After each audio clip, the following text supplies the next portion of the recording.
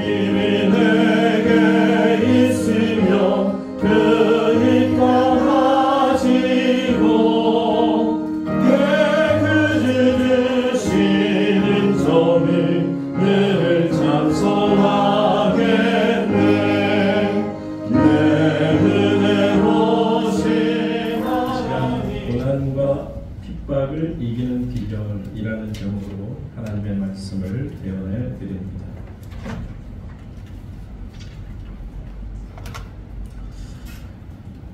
하나님께서는 진짜 귀한 것을 고난이라고 하는 도구를 통해서 우리에게 주기를 원하십니다. 그래서 고난 속에 들여다보면 말로 닿을 수 없는 하나님의 무궁무진한 보화가 담뿍 담겨 있음도 발견하게 되죠. 우리가 충실한 인생을 살다 보면 장마와 햇살을 같이 본다 하는 세상적인 말이 있습니다. 장마와 햇살을 같이 본다. 저는 참 적절한 말이라고 생각합니다. 왜냐하면 햇살만 있어서는 결코 풍요로움을 누릴 수 없습니다. 햇살이 있는가 하면 때로는 구름과 폭우가 있어야만 자연이 풍요로워지는 것처럼 우리 인생에도 항상 햇빛이 쨍쨍 쬐는 것처럼 밝다고 한다면 우리는 결코 하나님 안에서 풍요를 누릴 수 없습니다. 그래서 하나님은 때로 구름과 비 같은 고난을 우리에게 허락하고 계시는 거죠. 고난은 우리에게 분명한 사실은 유익이 된다는 것입니다. 선한 것이요 때로는 고난은 참으로 보람된 것이기도 합니다. 그래서 어떤 경우에라도 우리 성도님들께서는 고난을 대할 때 비관하지 마시기를 바랍니다. 왜냐하면 우리가 당하는 모든 고난 배후에는 하나님이 계시기 때문입니다. 그 하나님이 계시기 때문에 이 선하신 하나님께서는요 항상 고난을 통해서 우리에게 좋은 것을 주시고자 하는 거죠. 여러분들이 토스카닌이라는 유명한 세계에서 손꼽히는 지휘자를 아실 겁니다. 그분은 원래 시력이 아주 나빴다고 그러죠. 그는 지휘자가 되기 이전에 바이올린 제1 연주자로서 수고했다고 하는데 연주 시에도 악보가 잘 보이지 않는 만큼 아주 눈이 나빴다고 합니다. 그러다 보니까 그는 할 수 없이 모든 악보를 다 외워야 했죠. 여러분 오케스트라의 특징이긴 합니다만 다른 조화를 이루기 위해서 다른 사람들의 그 파트까지도 다 외워야만 그것을 악보 없이도 할 수 있다는 거죠. 자, 그래서 결국 이 사람은 다른 파트의 악보까지를 다 완벽하게 외웠다고 합니다. 그러다가 어느 날 지휘자가 일이 생겨서 연습장에 나오지 못하게 될 때 단원들이 논의를 하다가 그 제1 연주자였던 이 토스카니니를 세워서 지휘를 하게 됐던 거죠.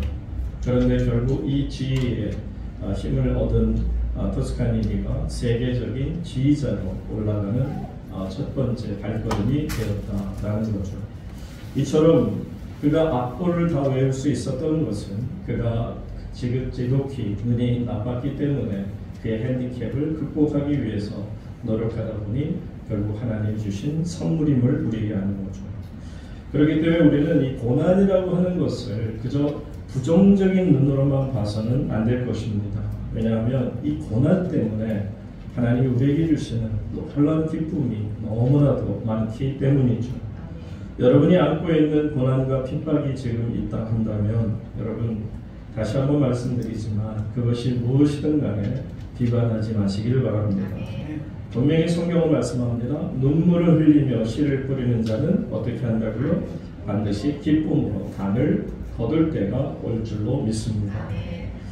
이 초대교회는요 오순절 교회로 성령의 놀라운 은혜를 받은 교회입니다. 성령이 폭발적으로 다이너마이트처럼 꽝 터지는 순간 그곳에 모였던 모든 이들이 성령 충만함을 받고 거리로 뛰쳐나갔을 때에는 그들조차도 전혀 해보지도 않았던 세계 각국의 언어를 통해서 하나님의 놀라운 일을 선포하는 것을 경험했죠. 이처럼 놀라운 은혜가 있는 교회가 초대교회예요. 그 초대교회 속에 나타난 기적을 보게 되면 정말 말로 다 할 수 없는 기적들이 나타나고요. 사도들의 권세는 하늘을 찌르들 만큼 높았습니다. 은혜가 충만했습니다. 융성통하는 교회였습니다. 또한 사랑이 넘치는 공동체였던 것을 알죠. 그리고 무식한 베드로와 같은 배움이 짧은 자들에게도 철학 박사학위 이상을 가진 자가 머리를 숙이고 그의 말씀을 듣는 배우는 교회였다라는 것도 우리가 기억합니다.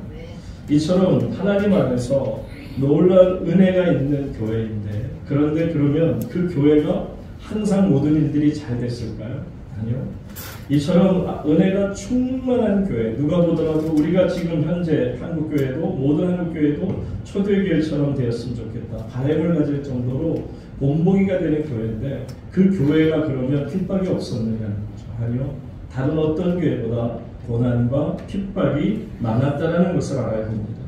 이처럼 고난과 핍박에 대해서 우리는 성경을 이해하는 데 있어서 아주 중요한 역할을 한다는 것을 알죠.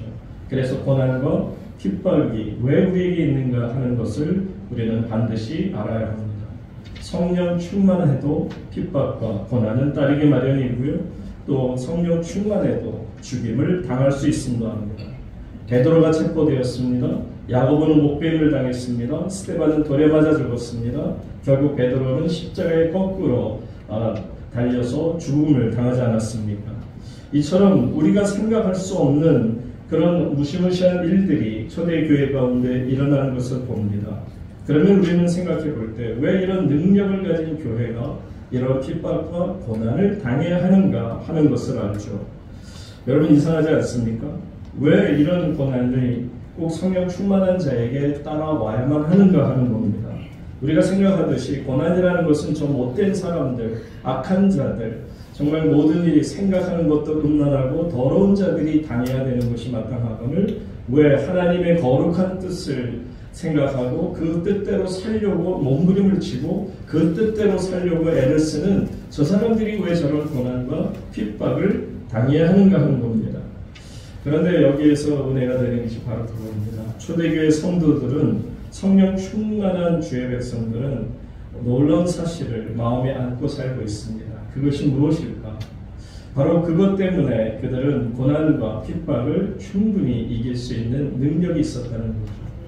물론 고난과 핍박을 이기는 비결이라는 것은 여러분도 다 아시는 것처럼 당연히 하나님의 말씀, 그리고 우리가 하나님을 향한 기도가 당연히 우리로 하여금 하나님 앞에서 고난과 핍박을 이기는 비결이 될 수 있습니다.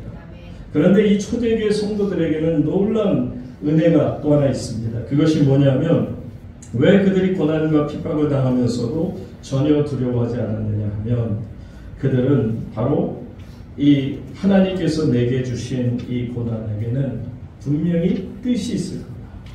오늘 내가 고난을 당하고 핍박이 있으면 생각하는 자세가 이거죠. 내가 지금 이 어려운 고난을 당하고 있는데 이 고난에는 하나님이 내게 말씀하시고자 하는 깊은 뜻이 있노라, 그렇게 생각을 하고 있습니다. 다시 말하면 하나님의 능력이 부족해서 하나님을 따르는 내가 지금 고난과 핍박을 당하는 것이 아니라는 것입니다. 분명히 하나님께서는 내게 필요하기에 이 고난을 주셨다라고 믿는다면 원망이 나오겠습니까? 원망보다는 오히려 하나님 앞에 옷 깃을 여미듯이 내 자신을 여미면서 좀 더 하나님의 은혜를 사모하지 않겠느냐는 거죠. 또 그들은 이 고난과 핍박을 당할 때 이것이 자신들이 지은 죄에 대한 대가라는 생각이 전혀 없었습니다. 여러분, 성경 어디를 봐도요, 사도행전 어느 곳을 봐더라도 그들이 고난과 핍박을 당할 때 내가 죄인입니다, 그렇게 고백하는 장면이 없습니다. 물론 그들이 죄가 없다는 말이 아니에요. 회개하지 않았다는 말이 아닙니다. 그들 나는 대로 하나님 앞에 물고, 성령 충만한 사람의 특징은요, 항상 내 가슴을 치며 혼자 기도할 때 하나님 앞에, 하나님 제가 죄인입니다. 여러분, 어떤 분들이 그러잖아요. 저 새벽기도 오는 분들 보게 되면 새벽기도 하는 분들 속에는 많은 분들이 그냥 계속해서 내가 죄인입니다 하고 눈물을 흘리거든요. 그러면 믿지 않는 사람들의 입장에서는 도대체 무슨 죄를 많이 져서 저렇게 날마다 내가 죄인입니다 하고 눈물을 흘릴까? 그럴 바에는 죄를 짓지 말지, 이런 생각을 하는 거예요. 죄를 짓지 말고 나같이 기도도 하지 말지 합니다. 근데 여러분, 늘 말씀드립니다. 항상 우리는 촛불에 가까이 가면 우리의 그림자가, 죄의 그림자가 점점 더 커진다고 그랬죠. 촛불에서 멀리 갈수록 우리의 죄의 그림자가 작아진다고요. 그만큼 하나님 앞으로 가까이 다가가니 내 죄의 그림자가 커지는 것처럼 그래서 가슴 아파 우리가 하나님 앞에 회개하는 거죠. 당연히 초대교회 성도들도 그렇게 했을 겁니다. 그런데 보세요. 오늘 우리에게 보여주는 것은 그들이 당하는 고난과 핍박에 대해서 하나님 우리가 잘못했습니다. 우리의 죄를 용서하소서 그리 기도하지 않습니다. 여러분들이 고난을 당할 때 또 때로는 실패를 겪을 때도 마찬가지예요. 내가 무슨 죄를 져서 하나님께서 내게 이 아픔과 고난을 주시는가 보다. 아닙니다. 여러분 초대교회 성도들처럼 꼭 기억하시기 바랍니다. 고난과 핍박이 몰려올 때 이길 수 있는 비결 중에 하나는 바로 이 고난과 핍박이 주님이 주신 것이라면 하나님께서 내게 이루고자 하는 하나님의 뜻이 있다는 것을 생각하니 당연히 하나님 앞에서 고난과 핍박을 대하면서도 두려움이 없던 겁니다. 만약에 여러분들 이 고난과 핍박이 내 죄 때문이라는 생각에 사로잡힌 분이 계시다면 그분은 율법주의에서 벗어나지 못하는 거예요. 예를 들면 이런 겁니다. 여러분들이 만약에 지금 죄를 지어서 고난을 당한다고 했으면 만약에 그러면 고난이 아니고요. 뭔가 잘 돼요. 사업도 잘 되고 내가 하는 일마다 잘 되는 것 같아요. 그러면 여러분들이 의롭기 때문에 의로워서 하나님이 봐줘서 그래서 축복받은 겁니까? 여러분 그건 아닙니다. 분명히 하셔야 합니다. 그건 율법주의에 속한 생각일 뿐이죠. 우리가 고난과 핍박을 당하면서도 우리는 하나님 앞에서 죄에 대한 의식을 생각하기보다 하나님께서 이 고난을 내게 주신 분명한 뜻이 있을 텐데 내가 이 고난을 통해서 하나님이 내게 주시고자 하는 놀라운 은혜가 무엇일까? 과연 이 고난이 끝났을 때 내게 하나님이 부어주시고자 하는 하나님의 놀라운 은혜의 선물은 무엇일까를 기대하는 분입니다. 그래서 적어도 예수를 바로 믿는 사람이라면 내가 당하는 고난을 당할 때 내가 이것이 죄 때문이다 라는 생각에서 벗어날 수 있다는 거죠. 그래야 우리는 이 고난과 핍박을 이길 수가 있는 것인데 또한 이 고난과 핍박에 대한 생각을 초대교인들은 그렇게 생각했어요. 버려진 게 아니에요. 하나님께 버림받은 게 아니에요. 여러분 말씀드린 것처럼 내가 무자격해서 내가 죄를 많이 져서 내가 부족하기 때문에 그래서 하나님이 나를 버리셨고 그래서 내가 지금 이 고난을 당한 거야 라고 생각하지 않습니다. 초대교회 성도들은 어떻게 그러면 이 고난과 핍박을 대하는 생각이 어떤 것이었던가를 한번 보게 되면 28절 말씀을 먼저 보십니다. 본문 28절의 말씀에 이렇게 나오게 되어 있습니다. 다 같이 한번 28절 시작. 하나님의 명령과 뜻대로 이루려고 예정하신 그것을 행하려고 이 성에 모였나이다. 지금 예정하신 그것은 핍박이에요. 고난이에요. 저 사람들, 저 무리들, 유대교 지도자들이 그 예정하신 핍박을 예정하신 그것을 행하려고 이 성에 모였다고 하나님 앞에 기도로 아뢰고 있는데 그거 보세요. 앞에 뭐가 달려 있어요? 하나님의 권능과 뭐라고요? 뜻대로 이루려.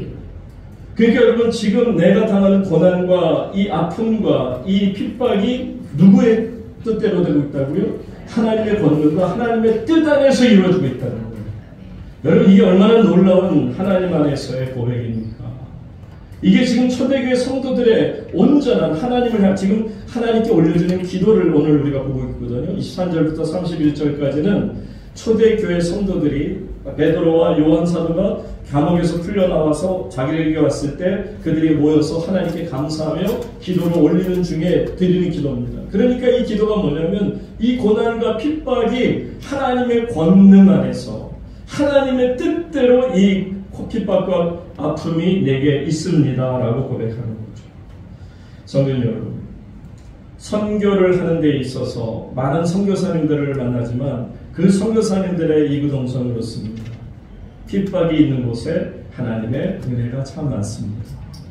왜냐하면 선교라고 하는 것은요, 애초에 선교사들을 한대하는 것이 아니에요. 어느 곳이든지 주의 복음이 들어가려고 막고자 하는 것이 그것이 각 선교지의 본능입니다. 그런데 놀랍게도 그 어렵고 힘든 선교지에서도 불구하고 그분들이 선교사님들의 고백은 핍박이 있으나 하나님의 은혜가 더욱 많습니다.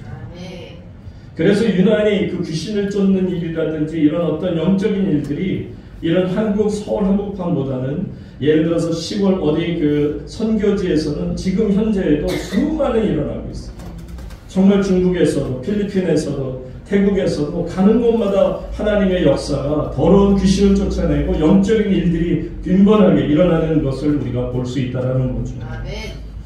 우리는 하나님 안에서 하나님의 선교가 효과적으로 전파되기 위해서 때로는 핍박과 고난이 있어야 된다는 이 사실을 시인하고 인정해야 합니다. 이것을 우리가 받아들일 수 있다면 고난과 핍박 충분히 감당할 수 있고 이길 수 있습니다. 여러분 사도 바울 보세요. 사도 바울은 세계 중심 도시인 로마에 가서 복음을 전하기를 그렇게 원했습니다. 그런데 정작 그가 이 로마에 가게 될 때 어떤 몸으로 가게 되죠? 포승에 묶인 죄수의 몸으로 로마로 들어갑니다. 그런데 여러분 바울 사도가 그곳에서 많은 아픔을 겪었습니다만 그는 빌립보서에서 1장 12절 빌립보서 1장 12절에서 그는 다음과 같이 하나님 안에서 고백합니다. 다 같이 읽겠습니다. 시작. 형제들아 내가 당한 일이 도리어 복음 전파에 진전해질 줄을 너희가 알기를 원하노라. 여기 내가 당한 일이라는 게 뭐예요? 고난과 핍박이라는 거예요. 내가 당한 고난과 핍박이 도리어 무엇이 되었다? 복음 전파에 진전이 된 줄을. 여러분 이게 바로 주 안에서 고난과 핍박을 이긴 하나님의 백성의 모습인 겁니다. 아멘. 여러분 결코 내게 주신 이 고난과 핍박이 필요 없다라고 말하지 마세요. 이것이 죄의 대가라고 말하지 마세요. 내가 버림받은 결과라고 말하지 마세요. 이것은 하나님의 권능 안에서 하나님의 뜻대로 이루어 주신 하나님의 역사인 줄로 믿습니다. 초대교회 성령 충만한 주의 백성들이 바로 이런 믿음이 있으니 어떤 고난과 핍박을 맞닥뜨려도 전혀 뒤로 물러설 생각이 없었던 것입니다. 여러분 베드로와 요한은 착한 사람들이었어요. 그분들이 감옥에 갇힐 이유가 없었어요. 그분들 스스로도 평생 감옥에 갈 일이 없었을 겁니다. 그런데 그들이 붙들려서 감옥에 끌려 들어가고 몰매를 맞습니다. 그리고 성도 공회는 사람들의 눈치를 봐서 이 사도들을 어쩔 수 없이 풀어줄 수밖에 없는데 그러면서 풀어주면서 그들이 한 번도 아니고 두 번씩이나 아주 그들에게 강요하기를 어떻다고요? 지난주에 우리 그 말씀 계속 읽지 않았어요? 지금 여러분들이 사도행전을 쭉 읽어 나오면서 듣는 겁니다. 지난주에 어떤 겁니까? 결국 그들이 간교하게 풀어주면서도 어디에 가서 예수의 옛자도 꺼내지 마라. 다시 한번 너희가 예수의 복음을 전하는 일이 있으면 그때는 더 큰 일을 치를 줄 알라 협박을 하고 회유를 합니다. 그런데 여러분 이분들이 이렇게 협박을 받고 또 고난을 당하고 그리고 나왔습니다. 그런데 그들이 어떤 모습인가를 보세요. 23절 보세요. 23절 다 같이 오늘 본문의 말씀 다 같이 읽습니다. 시작. 사도들이 모임에 그 동료에게 가서 제사장들과 장로들의 말을 알리니 지금 사도들이 이제 놓여놨어요. 매를 맞고 이제 감옥에서 풀려나왔어요. 그리고 또 그들이 얼마나 정말 집요하게 강요하면서 절대로 예수님 복음 전하지 말라 하는 얘기까지 이들이 다 알리게 되는데 그러면 반응이 어떨까요? 큰일 났다. 우리 이렇게 되면 다 죽었다. 우리 더 이상 교회는 소망이 없다. 문 닫아야겠다. 라고 생각할까요? 23절 24절 다 같이 읽겠습니다. 24절 죄송합니다. 시작. 그들이 듣고 한 마음으로 하나님께 소리를 높여 이르되 내 주제여 천지와 바다와 그 가운데 만물을 지으시오. 참 놀랍지 않은가요? 여러분 그들이 정말 하나님 앞에 드리는 이 기도가 어떤 애절하고 막 답답함 속에서 드리는 기도가 전혀 아니에요. 지금 상황은 고난과 핍박 상황이 맞아요. 상황적으로는 답답한 거 맞아요. 이제 큰일 났는데 이제는 대놓고 우리가 복음 전하는 것을 못하게 하네. 이제 사도들까지도 저렇게 정말 많은 고난을 당하고 나왔는데 어떡하지? 라는 생각이 조금도 없어요. 그분들은 뭐 살려달라 도와달라 하나님 큰일 났어요. 우리 어떻게 하면 이제 좋아요. 복음 전하지 못하게 됐어요. 그런데 여러분 그들은 뭐라고 기도하느냐 보세요. 그들이 듣고 한 마음으로 하나님께 소리를 높여. 이 말은 하나님 앞에 통성으로 기도하는 거예요. 정말 목을 높여 온 교회가 하나님 앞에 통성 기도합니다. 뭐라고 기도하는지 보세요. 이르되 대주제요 천지와 바다와 그 가운데 만물을 지으시기요. 바로 창조주 하나님을 찬양하고 있습니다. 여러분 어떤 그리스도인들이 진짜 그리스도인들일까요? 어떤 분이 정말 하나님 앞에서 하나님이 인정하는 멋진 신앙인일 수 있을까? 매주 안 빠지고 주일 예배에 참여하는 사람일까요? 흔히 그리스도인들은 이런 것은 하면 안 된다라고 말합니다. 술 마시면 안 된다. 간음해서 안 된다. 도박하면 안 된다. 담배 피우지면 안 된다. 세상에서 도덕적 어떤 가치들을 지키고 선한 삶을 살아야 한다라고 말이죠. 그래서 그렇게 사는 사람, 그러면 이 사람들이 정말 주님 보시기에 good Christian? 맞아요? 여러분, 아니면은 특별한 어떤 종교적인 체험을 가지고 성령 체험을 했다고 하면서 막 이렇게 정말 신이 나서 얘기하는 이분들이 진정한 그리스도인들일까요? 여러분들, 어떤 사람이 진짜 그리스도인인지 아닌지를 검증할 수 있는 방법은 딱 하나입니다. 그분들이 정말 힘들고 어려운 상황에 놓이게 되었을 때 어떻게 반응하는가를 보면 알 수 있어요. 지금 이 백성들이 하는 것이 바로 이겁니다. 이분들이 이 어려운 상황 속에서 난리를 피우며 우리가 다 죽게 되었다 두려워 떨고 있습니까? 아니요. 먼저 하나님 앞에 소리를 높여 찬양과 기도를 올려드리고 있는 모습을 보세요. 이게 그리스도인입니다. 뭐 세상 말도 그러잖아요. 인생에 어려울 때 친구가 진짜 친구다. 내가 정말 힘들 때 나와 함께 있는 사람이 바로 내 진짜 친구라는 것처럼 신앙이 딱 그래요. 여러분들이 정말 고난과 핍박을 이기는 신앙을 가진 자라면 말할 수 없는 어떤 어려움과 고난에 닥치게 될 때 여러분들의 삶의 길이 막히게 되고 누군가의 도움을 받을 수 있어야 되는 그 순간인데도 도움의 손길조차 받지 못할 때에도 불구하고 여전히 내 마음이 평안하고 내 마음이 감사로 가득 찼다면 그는 믿음의 사람이 됩니다. 다 죽여버리게 위협하고 있어요. 지금 종교 지도자들이 사도들에게 위협했고 이것은 교회에게 위협한 겁니다. 그런데 사도들은 기도했고 성도들이 기도했습니다. 그들의 기도는 하늘의 권능이 임하는 기도를 드리고 있죠. 24절 다시 보시면 어떻게 기도했다고요? 첫째, 그들이 이것을 듣고 어떤 마음으로? 한 마음으로, 일심으로 합력해서 여러분 함께 모이는 겁니다. 한 마음이 되어서 어떻게 했다? 하나님께 소리를 높여 통성으로 기도하고 있어요. 이처럼 우리 우물교회도 기도할 때마다 합심하여 소리 높여 기도할 수 있는 교회가 되기를 축복합니다. 자, 그러면 그들이 드린 합심해서 소리 높여 통성으로 기도하는 내용을 한번 볼까요? 말씀드린 것처럼 이분들이 고난과 정말 핍박을 이기는 놀라운 믿음의 사람들이라는 것을 이 기도 내용을 통해서 우리가 볼 수 있습니다. 자, 이들은 뭐라고 하나님 앞에 지금 기도하는지 보세요. 먼저 성경에 있는 말씀을 가지고 기도합니다. 25절, 26절 두 절의 말씀입니다. 25절 다 같이 읽습니다. 또 주의 종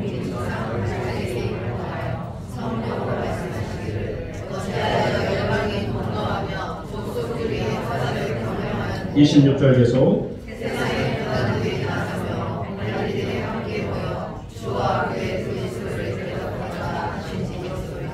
지금 기도하고 있는 거예요. 하나님 앞에 사도들과 모든 교회 성도들, 한마디로 교회가, 초대교회가 기도하고 있어요. 초대교회 기도 내용에 보니까 첫 번째가 25절, 26절에서 보신 것처럼 다윗이 한 그 기도를 그대로 인용해서 하나님 앞에 기도를 드립니다. 뭐라고 기도하느냐면 하나님, 다윗이 말했던 것처럼 모든 민족들이 세상에 불안들이 나서고 관원들이 나서서 결국 주와 그의 그리스도를 대적하고 있습니다. 이 말이 누가 했다고요? 다윗이 했다는 거예요.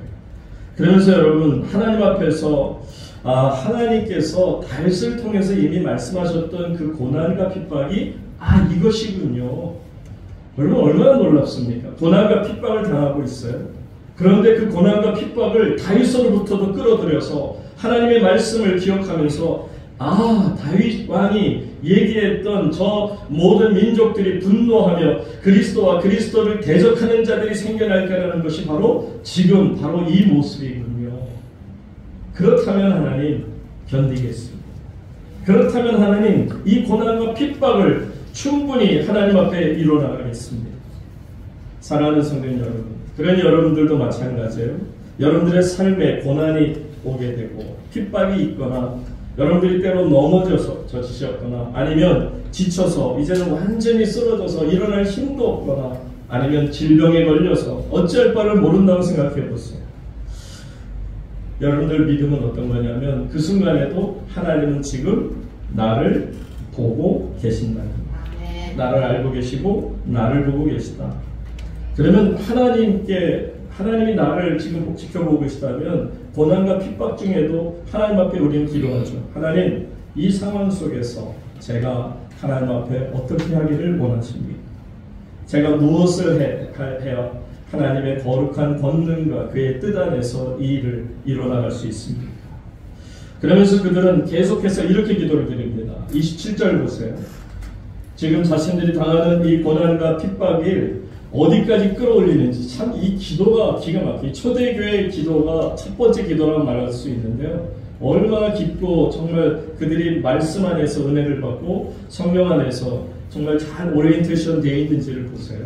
27절 다 같이 읽습니다. 시작. 과연 헤롯과 본디오 빌라도는 이방인과 이스라엘 백성과 합세하여 하나님께서 기름 부으신 거룩한 종 예수를 거슬러 28절 하나님의 권능과 뜻대로 이루려고 예정하신 그것을 행하려고 음성에 모였나이다.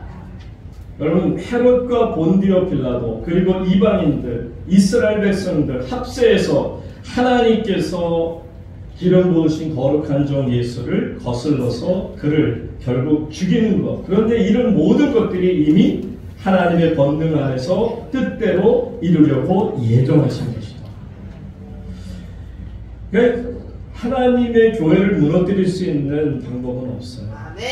하나님의 백성들이 이런 생각을 갖고 이렇게 기도를 드리고 이런 신앙을 갖고 있다면 고난과 핍박이 아니라 어떤 것도 하나님의 교회를 흔들 수 없습니다. 아멘. 그분들은 하나님 앞에 얘기합니다. 세상의 관원들, 통치자들, 임금들, 모든 백성들, 모든 열방들, 모든 이방인들이 그리스도께서 오시는 것을 거부하고 있습니다. 지금 현재 그런 일들이 일어나고 있는데 모든 사탄의 세력들이 지금 집중해서 이 빌라도와 헤롯만이 아니라 정말 그들을 통한 모든 사람들을 통해서 이렇게 교회를 힘들게 하는데 근데 그 가운데 참 재미난 것이 있어요. 여기에 그 합세하여라는 27절을 보세요.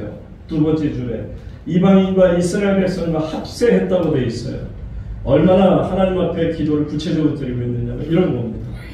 여러분, 예수님을 죽이기 위해서 누구와 누가 손을 잡았어요? 헤롯과 본디오 빌라도가 손을 잡았어요. 여러분, 이스라엘 왕과 로마 총독이 하나가 되어서 손을 잡는다? 있을 수 없는 일입니다. 그들은 평생 원수로 갈 수밖에 없습니다. 또 그 사두개인들과 바리새인들이 하나가 되었다고요? 여러분, 사두개인과 바리새인들은 우리나라 국민의힘과 민주당하고 하나가 못 되는 건 똑같아요. 그보다 더 힘들어요. 사두개인들, 바리새인들은 그런 사람들. 그런데 그들이 어떻게 했다? 예수님 죽이는 일에는 하나가 되었다. 하나님의 교회를 해치는 일에는, 핍박을 하는 일에는 하나가 되었다. 그 기도를 지금 하나님 앞에 드리고 있는 겁니다. 그리고 이방인과 이스라엘 백성들이 하나가 될 수 있다고요? 천만의 말씀입니다. 어떤 이들인데 이방인들을 개와 같이 취급하는 유대인들이 그런데 예수님을 죽이는 일에 있어서는 이방인들과 유대인들이 하나가 되었다. 지금 하나님 앞에 그렇게 기도합니다. 하나님, 이렇게 그들이 합작해서 교회를 죽이려고 우리 사도들을 힘들게 하고 더 이상 예수 복음 전하지 못하게 하는 그런 일들을 하고 있는데 그런데 하나님 28절 기가 막히지 않아요? 하나님의 권능과 뜻대로 이루기 위해서 예정하신 그것을 행하려고 그것이 뭐예요? 핍박하고 고난을 주고 예수 믿는 것을 복음을 못하게 하려고 하는 그 일을 하려고 이 성에 저들이 모여 있습니다. 그냥 하나님 앞에 있는 그대로 정당하게 고백하고 있습니다. 여러분, 왜 이 기도가 정말 놀라운 기도냐 하면 다른 게 아니에요. 지금 이 초대교회의 기도가 지금 자신들이 당하고 어려움을 당하고 있는 이 상황이 어디로 연결되는지 보세요. 27절 마지막에 가서 보세요. 그들이 합세해서 누구를 거스리고 있다? 하나님께서 기름 부으신 거룩한 종 예수를 against하고 적대시하고 있다는 거예요. 여러분, 이게 얼마나 귀한 정말 믿음의 고백인지 몰라요. 지금 초대교회 사람들이 얘기하는 게 내가 지금 당하는 이 고난과 핍박은 누구와 함께하고 있다? 예수 그리스도의 십자가의 고난과 같다는 거예요. 사랑하는 성도님 여러분, 여러분들이 어떤 고난을 당하든 여러분들이 어떤 핍박에 있든 바로 예수 그리스도의 십자가의 고난과 연계시켜서 생각할 수 있기를 바랍니다. 이런 생각까지를 갖고 있는 초대교회 성도들이기에 이런 엄청난 기도를 드리고 있는 것입니다. 사도 바울 같은 사람은 그래서 골로새서 1장 24절에서 이렇게 고백합니다. 골로새서 1장 24절 보면 나는 이제 너희를 위하여 받는 괴로움을 기뻐하고 그리스도의 남은 고난을 그의 몸된 교회를 위하여 내 육체에 채우노라. 지금 내가 당하는 이 고난은 그리스도의 고난들과 연계시키는 걸 보세요. 심지어는 그리스도의 남은 고난이라는까지 표현을 쓰고 있으세요. 지금 내가 당하는 고난은 나 혼자 당하는 고난과 핍박이 아니요 이것은 그리스도를 통해서 내가 받는 고난인 것을 이렇게 고백하고 있는 겁니다. 사랑하는 성도님 여러분, 이제 여러분들이 고난과 핍박을 대하는 자세부터 바뀔 수 있기를 바랍니다. 바로 그 자세는, 이 고난은 내게 필요해서 하나님의 강권적인 역사로 내게 지금 이루어지고 있다는 사실을 믿으시기 바랍니다. 그러니 고난의 의미를 알고 고난의 성격을 깨닫는 것이 얼마나 중요한 것입니까? 그들은 계속해서 기도합니다. 자, 뭐라고 기도하는지 보세요. 다음에 29절 보세요. 이 초대교회 성도들이 이렇게까지 기도하면서 하나님 앞에 더 기도 열심히 합니다. 29절 다 같이 읽습니다. 이제도 그들의 위협함을 굽어보시옵고 또 종들로 하여금 담대히 하나님의 말씀을 전하게 하여 주시오며 30절 계속 천년으로 병을 낫게 하시었고 표적과 기사가 거룩한 종 예수의 이름으로 이루어지게 하옵소서. 참 담대하다는 게 이런 겁니다. 기도를 하면 성령께서 도우시고 성령께서 함께 하시면 이런 담대한 기도를 드려요. 지금 보세요. 지금 사도 바울이 그 사도 베드로와 요한이 와서 뭐라고 그랬어요? 예수 예자도 꺼내지 말래. 그거 꺼내면 예수 복음 전하면 더 큰일 난데 지금 와서 그대로 얘기하지 않았겠어요? 근데 그분들 보세요. 지금 뭐라고 기도하느냐면 하나님 손을 내밀어 병을 낫게 하시고 표적과 기사가 일어나게 하는데 어떻게 일어나는지 보세요. 거룩한 종 예수의 이름으로 이루어지게 하옵소서. 두렵지 않다는 거예요. 그들이 아무리 우리를 핍박하고 고난으로 몰아넣더라도 우리 두렵지 않다는 거예요. 우리는 예수 그리스도의 이름을 끝까지 선포할 수밖에 없고 그 이름으로 모든 질병을 떠나가게 하고 모든 기적을 나타내게 하고 기사가 나타나도록 기도할 것이다. 아멘. 사랑하는 성도 여러분, 예수 그리스도의 이름에 능력이 있음을 믿으시기 바랍니다. 아멘. 그러니까 다시 29절로 돌아가서 보세요. 그러니까 이분들은 말씀 아까도 했잖아요. 자, 주여 이제도 그들의 위협감을 굽어보시옵고 또 종들로 하여금 담대히 무엇을 전하게 해달라? 하나님의 말씀을 전하게 해달라. 지금 두 가지 다 그 지도자들이 위협했던 거하고는 전혀 반대돼요. 첫째는 말씀 전하겠다는 거예요. 하나님의 말씀을 계속해서 전하겠다는 거예요. 두 번째는 예수 그리스도의 이름으로 능력을 행하며 더러운 귀신을 쫓고 표적과 기사를 이루어나가겠다는 겁니다. 여러분, 바로 이것이 어떤 신앙이냐면 나는 죽어요. 그러나 교회가 살고 예수님이 사는 것을 경험한 주의 백성들입니다. 그래서 저는 설교 준비하면서 참으로 중요한 사실을 깨달았습니다. 하나님, 악한 자들이 사라지게 하시고 이 환난이 사라지게 하소서. 이렇게 기도하는 것은 아주 기초적인 기도에 불과하구나 라는 거죠. 왜냐하면 마지막 심판의 때가 이르게 되면 반드시 하나님은 악한 자와 선한 자를 구별하겠다고 예수님 성경에서 말씀하셨어요. 가라지와 쭉정이를, 알곡과 쭉정이를 이것을 구분하겠다고 분명히 하나님께서 예수님 말씀하셨어요. 그러니까 여러분, 마지막 때가 되면 구원받을 자와 구원받지 못할 자가 구분되어 있는데 왜 내가 무엇 때문에 저 사람이 구원받기를 바라고 안 바라고 하겠느냐는 거죠.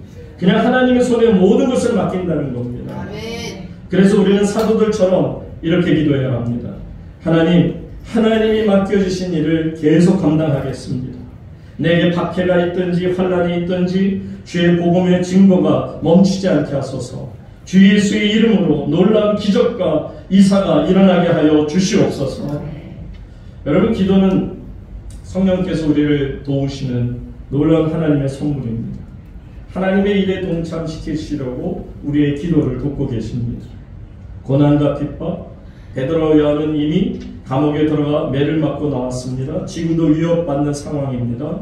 그래서 다시 복음을 전하면 또 끌려 들어가게 됩니다. 매를 맞을 것입니다.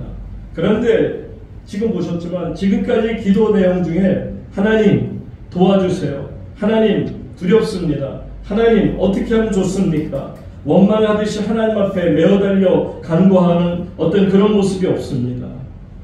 우리 같으면 그렇겠죠. 하나님 능력을 내게 도와여 주셔서 핍박당하는 자를 이기게 하소서. 우리를 핍박하는 자들을 소멸하여 주시옵소서.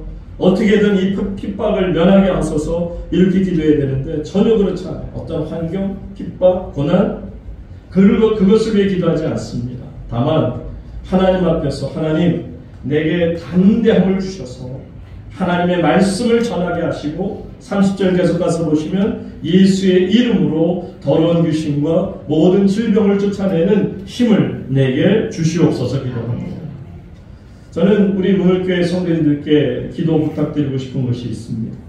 그것은 저의 건강이나 저의 가정을 위해서 기도해 주시기보다 이 최 목사가 정말 설교자로서 하나님의 말씀을 대언할 때 세상과 타협하지 않고 성경 말씀대로만 전할 수 있는 종이 되도록 기도해 주시기를 바랍니다. 또 한 가지 기도 제목이 있다면 부족한 종이지만 손을 내밀어서 주의 백성들의 머리 위에 손을 얹을 때마다 병이 떠나가게 하시고 표적과 기사가 예수 그리스도의 이름에 능력으로 나타나게 하여 주시옵소서. 여러분 이 기도면 얼마나 행복한 기도이겠습니까? 이것보다 더 놀라운 기도가 어디 있겠습니까? 인간의 힘이라는 것은 얼마나 초라하다는 것을 저는 잘 압니다. 제가 아무리 정말 많은 능력을 가지고 설친다 할지라도 인간은 자기 자신조차 추스를 수 없는 부족한 사람들에 불과하다는 것이죠. 또 한편으로는 내 성품조차도 다스리지 못하는 것이 우리 인간이라는 것을 우리는 압니다. 그러니까 이런 인간들의 지식과 경험이 과연 하나님 안에서 무슨 소용이 있겠느냐는 거죠. 나를 변화시킬 수 있는 능력, 오직 예수 그리스도의 이름의 능력밖에 없음을 믿습니다. 이 세상을 싸워 이길 수 있는 능력이요 고난과 핍박을 이길 수 있는 능력인 줄로 믿습니다. 이 능력은 하나님으로부터 우리에게 내려오는 것입니다. 저는 여러분들의 영적 능력이 회복되어지기를 바랍니다. 또 여러분의 기도의 능력이 회복되어지기를 바랍니다. 자, 이분들이 이렇게 정말 하나님 앞에 놀랍게도 이런 기도를 드리고 나니 31절 보세요. 하나님이 어떻게 응답하시는지. 다 같이 31절 읽습니다. 시작. 일기를 다음에 모인 곳이 충만하니 우리가 다 성령에 충만하여 담대히 하나님의 말씀을 전하리라. 성경에 보면 하나님께서 shaking foundation, 어떤 기초를 흔드실 때가 있어요. 지진을 일으키실 때가 있어요. 사람들을 죽이기 위해서 하는 것이 아니고 하나님의 권능의 모습을 나타낼 때 땅이 지축이 흔들리는 그런 모습이 있어요. 저는 이때 분명히 진동이 있었으리라 생각합니다.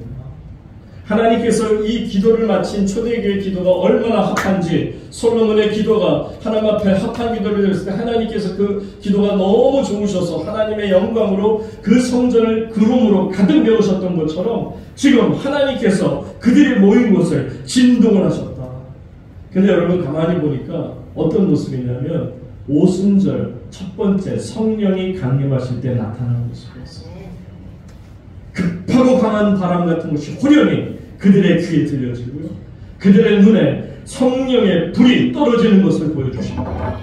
바로 이러한 모습이 지금 하나님 앞에 기도하는 이들에게 제2의 성령 강림이라 말할 수 있을 만큼 놀라운 성령의 기쁜 모습이 나타나고 있습니다.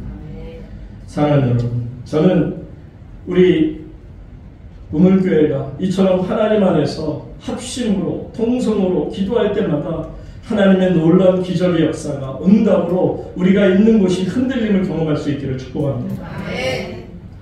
지금 매일 밤 우리가 일주일 동안 하루도 거르지 않고 매일 밤 9시에 우리가 수련회를 위해서 기도합니다. 저는 수련회를 위해서 기도해 본 적이 제 목회 경험 34년, 35년 동안 처음 있는 일이에요. 수련회를 위해서 기도하는 건 처음 있어요. 그런데 수련회를 위해서 기도하다 보니까 성도들을 위해서 기도하고 가정을 위해서 기도가 되더라고요. 아마 여러분도 마찬가지일 거라 생각합니다. 여러분들이 이처럼 합심해서 기도하게 될 때 비록 한 장소에 어떤 공간에 모이지 못하지만 여러분들이 계신 곳에서 각자 하나님 앞에 같은 시간에 기도를 드릴 때 여러분들의 그 기도 소리가 합쳐져서 하나님 나라에 상달되게 될 줄로 믿습니다. 아멘. 그러면 복 받는 거예요. 그러면 모인 곳이 신동하는 것입니다. 그리고 하나님께서 우리가 다 성령이 충만하게 하시고 담대히 하나님의 말씀을 전하게 하십니다. 아멘. 바로 저와 여러분 우물교회에게 주신 하나님의 축복이라 믿습니다. 아멘. 이제 아시겠죠? 우리가 하나님 안에서 복음을 전할 때 다른 건 아니에요. 핍박을 물리쳐 주세요. 내 환경을 변화시켜 주세요. 이 고난이 너무나도 힘이 듭니다. 아니, 이제는 오히려 핍박과 고난은 내게 올지라도 내가 그런 상황에 있던 상황에서 벗어났던 상관없이 하나님께서 이 고난을 내게 주신 특별한 뜻이 있음을 합니다. 결코 이 고난 속에서 나를 죽이려고 하시는 것이 아니라 나로 하여금 더 하나님 안에서 한 걸음 하나님께로 다가가도록 나를 지금 부르고 계시는데 이 고난과 핍박을 통하여 하나님 제가 한 걸음 더 하나님께 가까이 가기를 원합니다. 하나님 이 종을 붙드시고 이 종을 통해서 하나님 약속하신 하늘의 놀라운 능력과 권세로 모든 백성들에게 예수 이름의 능력을 알게 하여 주시옵소서. 여러분 이렇게 기도하다 보면 여러분 자신 또 우리가 속한 이 우물교회가 하나님 안에서 놀라운 은혜로 하나님의 축복과 성령 강림의 역사를 경험하게 될 줄로 믿습니다. 이제부터는 내 뜻이 아닌 하나님의 뜻이 이루어지기를 하나님 앞에 간구하는 우리 모두가 되기를 주의 이름으로 축원합니다. 기도하겠습니다.